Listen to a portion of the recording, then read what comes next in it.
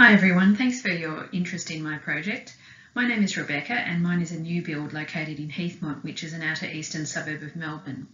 I'd like to begin by acknowledging the Wurundjeri people, who are the traditional custodians of the land I live on, and pay my respects to their elders past and present.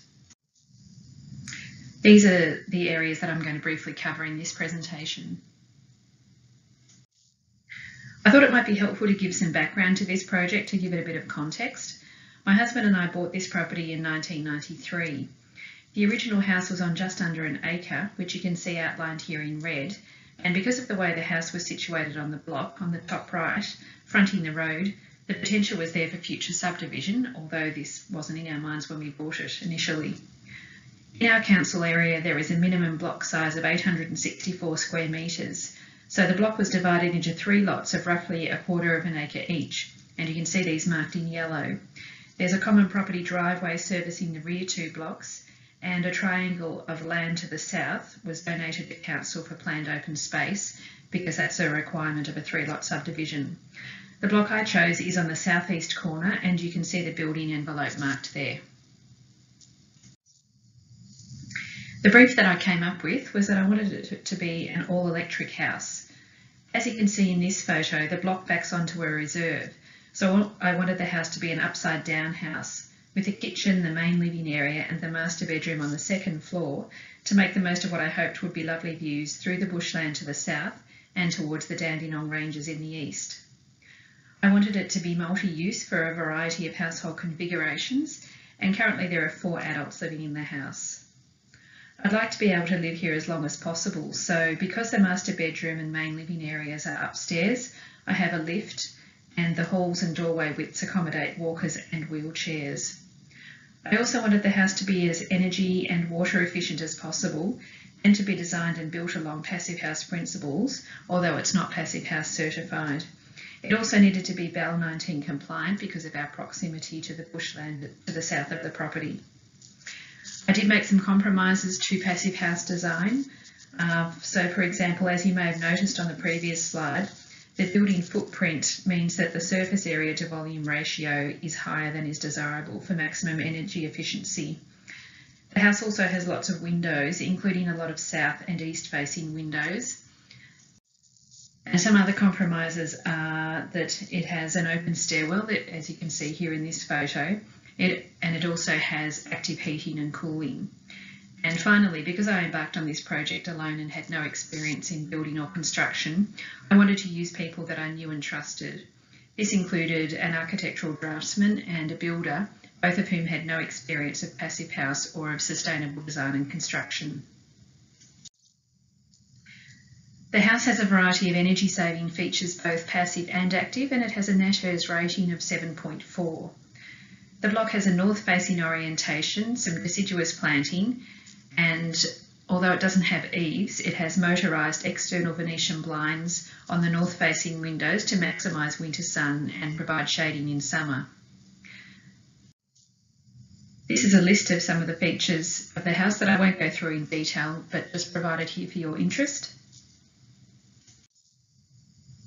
The house has a double frame with an inner and outer membrane, meaning that it is airtight. The airtight membrane was a challenge for the trades as they hadn't come across this before and couldn't understand why they weren't allowed to make holes in it. The photo on the left here shows the waterproof outer membrane as it was being applied, and the one on the right shows the battens that the charred timber cladding was fixed to. This is an interior photo showing the internal airtight membrane, also with battening for the plaster to be attached to.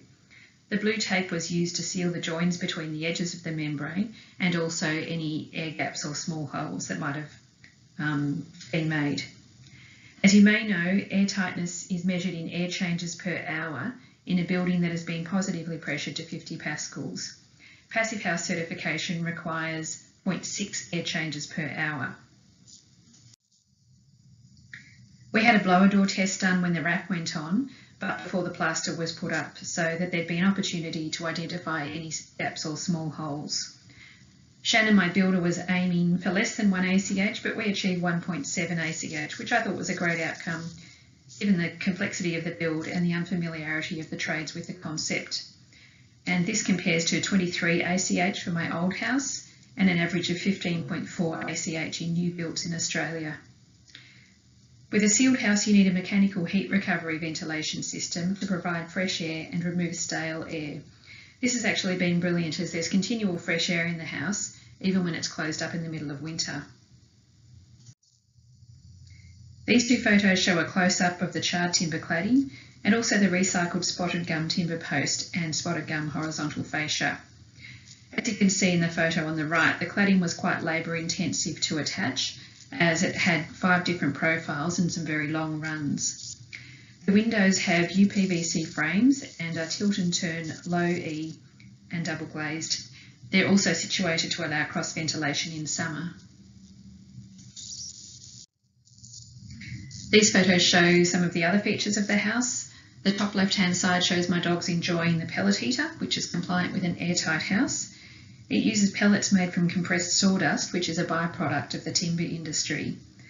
An airtight house can't have a ducted range hood, so the photo on the bottom left shows the Miele recirculating range hood situated above the induction cooktop on the island bench.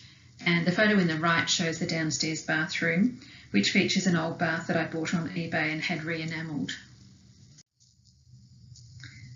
We have a 21,500 litre underground water tank that's used for toilets, the washing machine and the garden. We also have water efficient appliances and permeable asphalt in sections of the common property driveway, which was stipulated by council. We also make use of some passive irrigation. And these photos just show the water tank as when it was being installed. The garden is still a work in progress, and as I mentioned earlier, the front garden has a number of deciduous trees and plantings. This is a photo of the backyard, which backs onto the Dandenong Creek Reserve, so it's planted up with locally indigenous species. I'm also developing a veggie garden, and we'll have a chook shed and a chook run, and the run will also enclose a small orchard, plus I have a compost bin and a worm farm. Regarding energy use, for 9 months of the year, energy consumption for our 291 square metre house is consistently 12 to 15 kilowatt hours per day. During June, July and August, that goes up to about 22 to 23 kilowatt hours per day. This is due to the use of heating during winter, as there are 3 people working from home who are fairly sedentary for much of the day, meaning that they get a bit cold. We try to use high energy appliances during the day to utilise our own solar power and to lessen the demand on the grid during peak times. The 9.99 kilowatts of solar panels that we have easily cover our daytime usage during summer, but not during the middle of winter, because although the block is north facing, it's on the southeast side of a hill, so we lose the winter sun by early to mid-afternoon. One of the major benefits of the house, apart from the fact that it's a beautiful space to live in, is actually how comfortable the temperature is.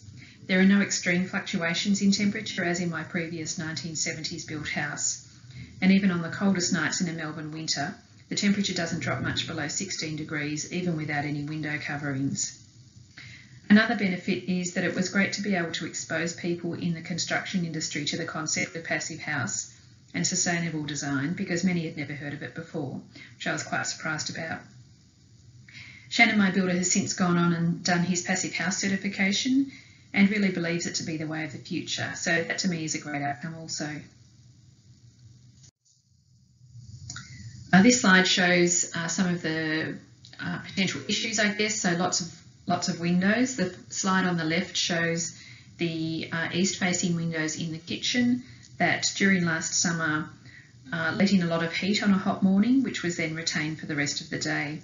I've since had external blinds fitted to those windows, so it'll be interesting to see what difference they make in summer. In the future, I'm going to look at battery storage and also maybe some different interior window coverings, which would mainly be to reduce heat loss during winter. This final slide is a list of some of the resources and companies I used and would recommend in case you're interested. Thanks very much for watching and good luck with your own energy efficiency project. Have a great day.